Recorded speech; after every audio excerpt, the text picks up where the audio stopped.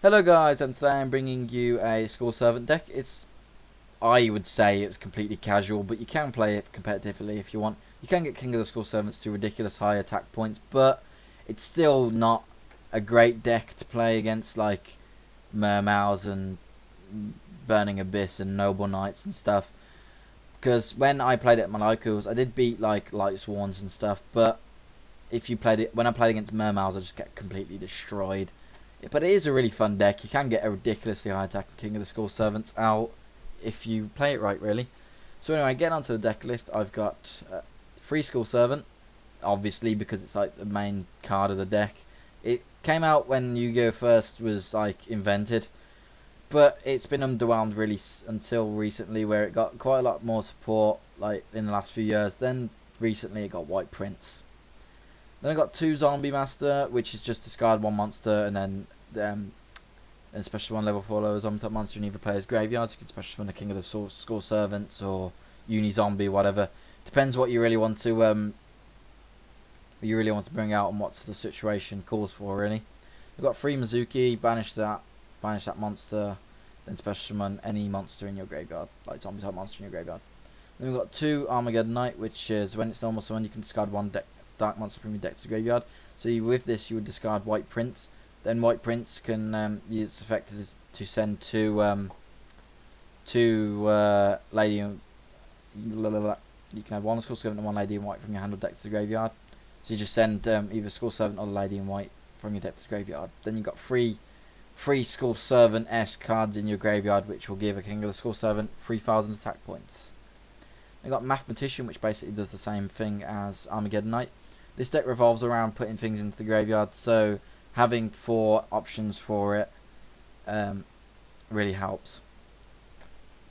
Then we've got 3 Uni-Zombie, which is a tuner, which adds just a little bit extra support if you want to bring out any Synchro monsters.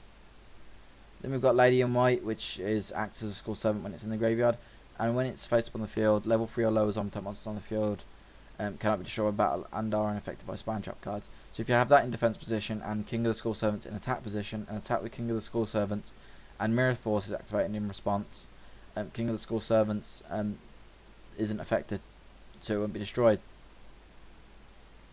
And also if they activate like Threatening Roar or a Wobbucue, actually no, Wobbucue would work because it's effect on their monsters.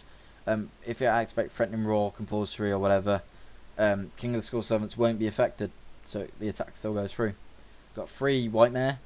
When it's in the graveyard, it's treated as School Servant again, and when you can discard it from the hand, and then you can either select to remove from play School Servant or White Mare and return it to your graveyard, or you can select one of your remove from play Lady in White or King of the School Servants and special summon it. So that adds another School Servant to the graveyard, which gives the King of the School Servants an extra 1,000 attack. So if you special summon a King of the School Servants, it will have the bonus 1,000 attack on top of what was already in your graveyard. So you can bring out a ridiculously high King of the School Servants easily with this deck, as you can see. Then we've got White Prince, and if this guy's sent to the graveyard, you can special 1 School Servant. You can send 1 School Servant and 1 Lady in White from your handle deck to the graveyard, which I was just talking about before with Armageddon Knight and Mathematician, sorry. And you can banish 2 School Servants in this card from your graveyard, special 1 King of the School Servants from your deck. This card's name becomes School Servant while it is in the graveyard. So it's another 1,000 attack on the King of the School Servants. And the King of the School Servants is like the other main card in the deck, and the original attack of this card becomes the number of King of the School Servants and School Servant cards in your graveyard times 1,000.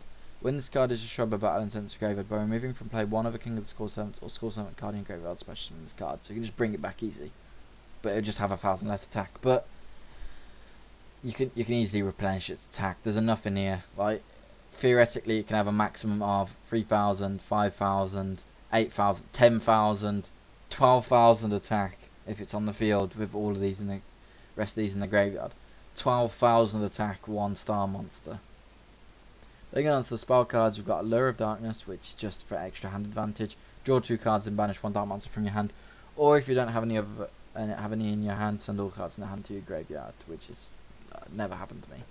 And we've got Book of Moon, which is like Monster Reborn, just for zombie type monsters for this deck.